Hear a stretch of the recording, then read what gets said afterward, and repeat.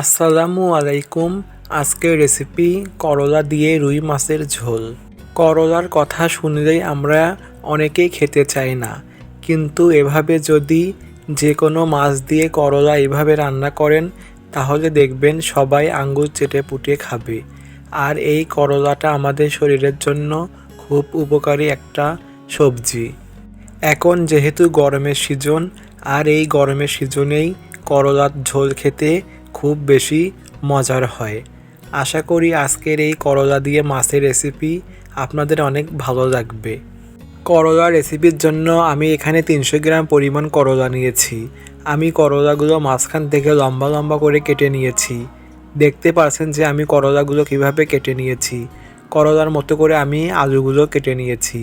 আমি এখানে করলার অর্ধেক পরিমাণ আলু নিয়েছি। আলু আর করলাগুলো আমি ভালোভাবে পরিষ্কার করে ধুয়ে নিয়েছি। আর আমি এখানে নিয়েছি 1.5 টেবিল চামচ পরিমাণ পেঁয়াজ বাটা, 1 টেবিল চামচ পরিমাণ কাঁচামরিচ বাটা, 1 টেবিল চামচ পরিমাণ জিরা ধনিয়া একসাথে বাটা, নিয়েছি 1 চা চামচ পরিমাণ সরিষা বাটা। আর আমি নিয়েছি এখানে অল্প পরিমাণে ধনেপাতা কুচি, আর নিয়েছি মাঝারি সাইজের 3টা পেঁয়াজ কুচি। আর আমি এখানে রুই মাছের 5 পিস চাকা নিয়েছি। মাছগুলো আমি ভালোভাবে পরিষ্কার করে ধুয়ে নিয়েছি।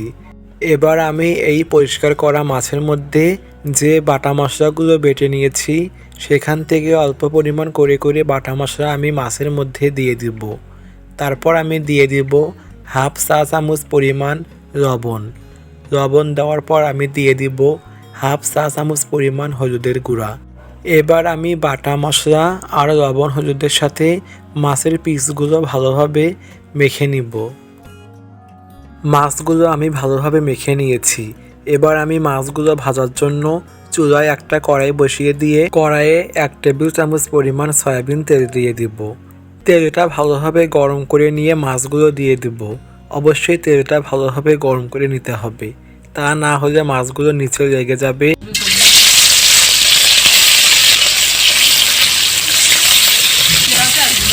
মাছগুলোর 1 পিঠ ভাজা হয়ে গেলে আর 1 পিঠ ভাজার জন্য আমি একটা একটা করে মাছ উল্টিয়ে দিব। এভাবে উল্টে পাল্টে আমি মাছগুলো ভেজে তুলে নিব। মাছগুলো বেশি কড়া করে ভাজা যাবে না, মিডিয়াম হালকা করে মাছগুলো ভেজে নিতে হবে। এভাবে মাছগুলো ভেজে নিতে হবে। এবার আমি মাছ ভাজার তেলে আর একটু তেল দিয়ে দিব। তারপর আমি দিয়ে দিব পেঁয়াজ কুচি।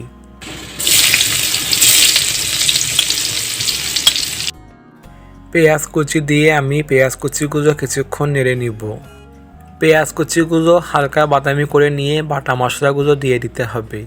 এবার আমি বাটা মশলাগুলো পেঁয়াজের মধ্যে দিয়ে দিব 2 চা চামচ পরিমাণ লবণ, 1 চা চামচ পরিমাণ হলুদের গুঁড়া। এবার আমি বাটা মশলা লবণ হলুদের সাথে পেঁয়াজগুলো কিছুক্ষণ ভালোভাবে নেড়ে নিব। এখন আমি মশলা কষানোর জন্য অল্প পরিমাণে মশলা ধোয়া পানি দিয়ে মশলাগুলো ভালোভাবে কষিয়ে নিব। মশলাগুলো ভালোভাবে কষিয়ে নিয়ে দিয়ে দিব করলা আর আলু। এবার আমি করলা আর আলুর সাথে মশলাগুলো ভালোভাবে কিছুক্ষণ নেড়ে নিব।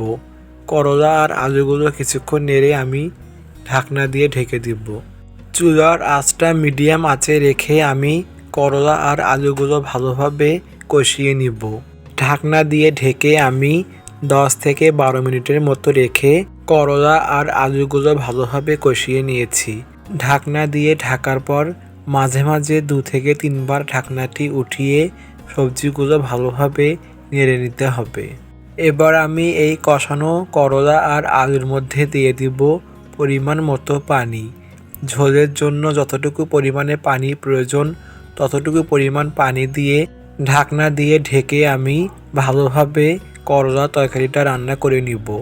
এ সময় চুলার আঁচটা বাড়িয়ে দিতে হবে, তাহলে খুব সহজেই সবজির মধ্যে বলক চলে আসবে আর তরকারিটাও খুব তাড়াতাড়ি হয়ে যাবে। এবার আমি বলক আসা তরকারির মধ্যে দিয়ে দিব আগে থেকে ভেজে রাখা মাছ। এবার আমি মাছগুলো দিয়ে দিব। মাছগুলো দেওয়ার পর আমি দিয়ে দিব ধনেপাতা কুচি। ধনেপাতা কুচি দিয়ে আমি আবারও 2 মিনিটের জন্য তরকারিটা ঢেকে দিব। 2 মিনিট পর আমি ঢাকনাটি উঠিয়ে নিব। আমার তরকারি রান্নাটা সম্পূর্ণ হয়েছে। এবার আমি তরকারিটার লবণের স্বাদ বুঝে আর একটু লবণ দিয়ে দিব। আপনারা আপনাদের স্বাদ বুঝে লবণ দিয়ে দিবেন। এবার আমি তরকারিটা চুলা থেকে নামিয়ে নিব।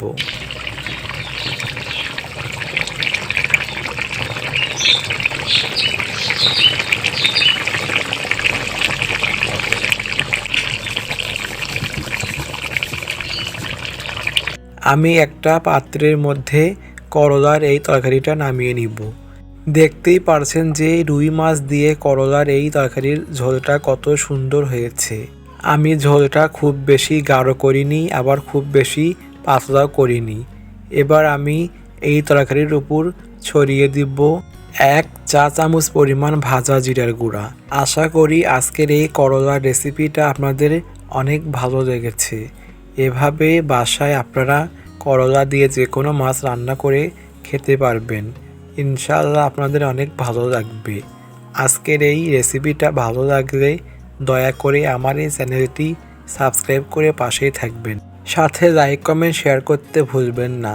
আজকে এই পর্যন্তই। সবাই ভালো থাকবেন। আল্লাহ হাফেজ।